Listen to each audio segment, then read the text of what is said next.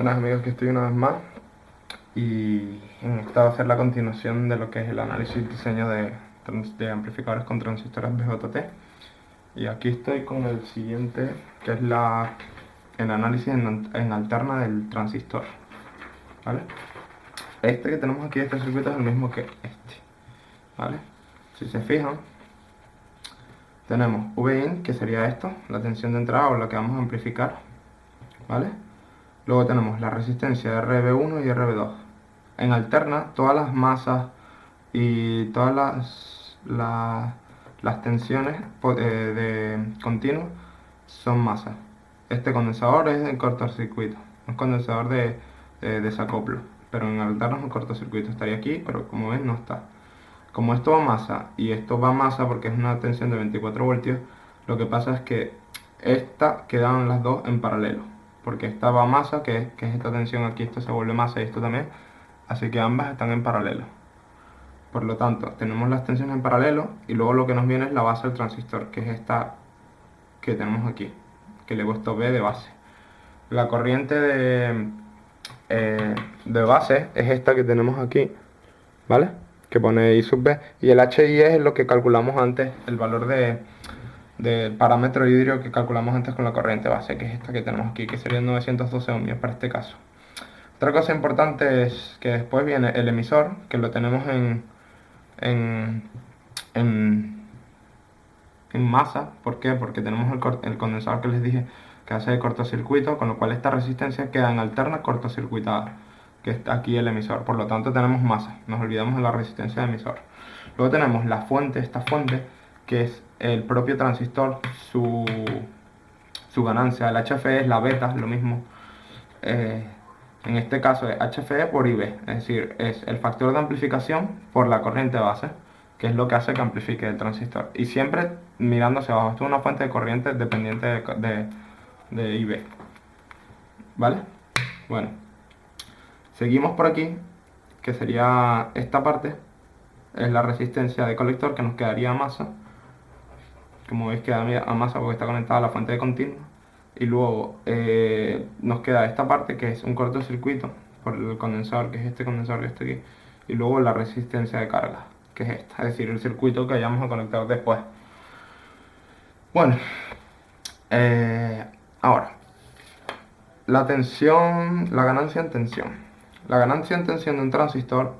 Otra cosa que se me olvida decirles es que esto es el análisis más básico, es decir, después tienes, por ejemplo, su respuesta en frecuencia y cosas por el estilo, que no me voy a meter con eso porque lo principal es decir, esto es el modelo para pequeña señal de un transistor, ya que en potencias diferentes y para frecuencias no demasiado altas, dependiendo ya de lo que hablemos. Esto es para el orden de, no sé, de kilohercios, hercios, hasta a partir de 100 hercios o por ahí, dependiendo del transistor y lo que usemos.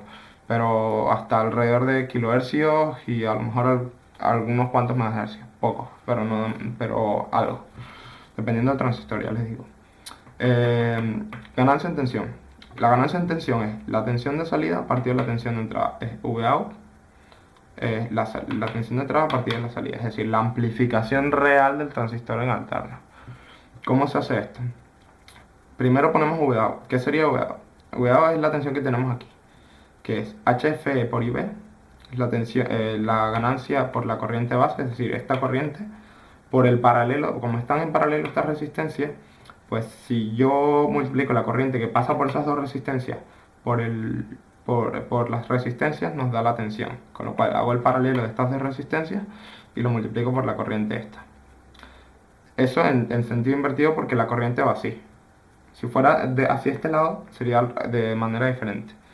Luego, la tensión de entrada. La tensión de entrada no es más que la tensión que tenemos en este punto, porque si se fijan es igual a este, pero como tenemos la corriente de base, esta es la corriente de base IB, como tenemos la corriente de base, la multiplicamos por el HIE que hemos calculado antes y eso nos da la tensión, que es la misma. Todo aquí es la misma tensión, aquí, como aquí, como aquí, como aquí, ¿vale? Porque es el mismo nodo este, y esto es masa, con lo cual la tensión de entrada es IB por HIE. Las ponemos aquí, luego vemos que IB se nos va, que es el único factor que no tenemos, aunque pues, porque no podemos tomar el de continuo, ya que es diferente. Este es el de alterna que va a ir variando. con lo cual nos queda que HFE por el paralelo de estas dos resistencias por partido HIE es el factor de amplificación. Si sustituimos con los datos que tenemos en este concreto modelo, es decir, con esta red de polarización concreta, tendremos una ganancia de menos 43,6. ¿Vale? Luego, para la corriente, para la ganancia en corriente se hace del mismo modo, pero con la corriente. Para la corriente de salida, hacemos un divisor de corriente aquí, que no se lo he explicado cómo es, pero es sencillo, si lo buscan es sencillo. Lo que pasa es que me iba a ocupar demasiado, por eso no lo he puesto. Pero es simplemente esta corriente por la resistencia que no queremos la corriente, es decir, esta corriente por esta de resistencia partido por la suma de las dos resistencias. Eso nos daría la corriente de salida. Y la entrada pues sería IB, en este caso. Si no me equivoco, si mal no recuerdo sería IB. Sacamos los valores que necesitamos y nos da una corriente, una ganancia de corriente. Luego la Zin, que es la impedancia de entrada del transistor, sería cortocircuitando, cuando cortocircuitamos la entrada del transistor. Es decir, sí, lo que pasa es que lo tengo al revés todo, entonces me cuesta más mirarlo. Pero bueno, la Zin cortocircuitamos la salida y lo que nos queda es que para hacer la entrada, la impedancia de entrada, cortocircuitamos la salida y como esto sería un cable aquí, nos quedaría que todo esto se nos va hasta aquí, porque quedaría todo cortocircuitado en masa. Si ponemos un cable aquí a masa, absolutamente todo se nos va y nos quedaría HIE, RB1 y RB2. Como están en paralelo, pues la impedancia de entrada no es más que el paralelo de las tres, como les he puesto aquí, ¿vale? Y luego, por último, la impedancia de salida, pues se cortocircuita la entrada, se quita la fuente, ¿vale? No, mentira, se quita la fuente de entrada y lo que nos queda es que como la fuente de entrada se quita, por aquí no pasa ninguna corriente, con lo cual IB es 0, con lo cual este factor de amplificación, como está multiplicado por IB, algo que está multiplicado por 0 es 0, con lo cual esto se nos va y solo nos queda RC. La RL nos olvidamos porque esa es la resistencia de carga y nosotros queremos medir la impedancia hacia acá, es decir, la de salida. Nos olvidamos la RL porque eso es lo que vamos a conectar. Nosotros queremos ver la impedancia de salida del transistor para conectarlo a ese RL que teníamos ahí, ¿vale? Con lo cual quitamos RL, quitamos la fuente y nos queda que es IB. Y nos queda que IB. Que nos queda que es RC, la impedancia de salida. Con lo cual básicamente ese es el análisis. Una vez más les digo que lo he hecho, me he confundido bastante por el hecho de tenerla al revés, ya que en el video anterior lo he hecho con la hoja hacia este lado por la posición de la cámara, es la única forma permitida. Y al torcerlo en el programa veréis que en el tutorial anterior la calidad de video es bastante más baja, simplemente por hacer el hecho de la torsión, ya que por el formato de los videos que utiliza mi cámara necesito un programa especial.